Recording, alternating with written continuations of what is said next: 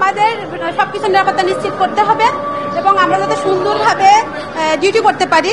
প্রত্যেক হেলথ সেক্টরে আমরা চাই আমাদের নিরাপদ কর্মস্থল। অনতিবিলম্বে 24 ঘন্টার মধ্যে যারা আক্রমণ করেছে আমাদের চিকিৎসকদের উপরে তাদেরকে গ্রেপ্তার করতে হবে। সারা দেশে কিন্তু চিকিৎসা সেবায় কিন্তু কমপ্লিট শাটডাউনের ঘোষণা দিয়েছে চিকিৎসকরা। মূলত গতকাল ঢাকা মেডিকেলে কয়েকটি হামলার ঘটনাকে কেন্দ্র করে কিন্তু এই কর্মসূচির ঘোষণা দেন তারা।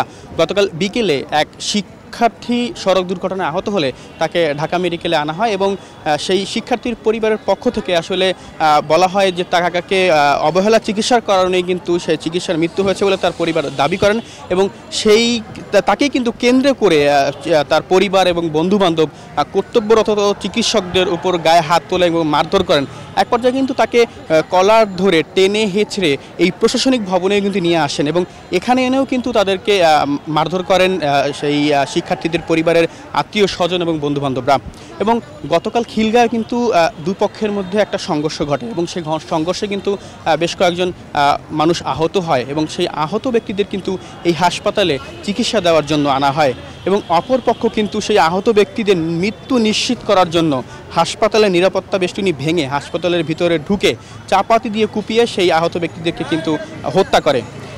এই যে নিরাপত্তাহীনতা এবং ডাক্তারদের উপরের হামলা এ সকল বিষয়কে এক করে কিন্তু তারা এই কর্মবিরতির ঘোষণা দিয়েছেন। আর এই কর্মবিরতি ঘোষণা দেওয়ার কারণে কিন্তু বিপাকে পড়েছেন ঢাকা এবং ঢাকার বাইরে থেকে আসা বিভিন্ন রোগীরা। আমরা কিছুক্ষণ আগে কিন্তু জরুরি বিভাগের সামনে বিশাল বড় লাইন দেখেছি। রোগীরা এসে দূর দূরান্ত থেকে রোগীরা এসে এক ধরনের ঝামেলায় পড়েছেন, বিশেষ করে যারা এখানে ভর্তি রয়েছেন তারাও কিন্তু বিপাকে পড়েছেন এবং চিকিৎসকরা বলছেন যে আসলে আগামী 24 ঘন্টার মধ্যে যদি হামলাকারীদের গ্রেফতার করা না হয় তাহলে তারা এই কর্মবিরতি চালিয়ে যাবেন এবং আগামী 24 ঘন্টার মধ্যে কিন্তু সারা দেশের জেলা উপজেলা হাসপাতালগুলোতেও কিন্তু কঠোর নিরাপত্তা ব্যবস্থা না করা হলেও কিন্তু তারা আসলে এই কর্মবিরতি চালিয়ে যাবেন।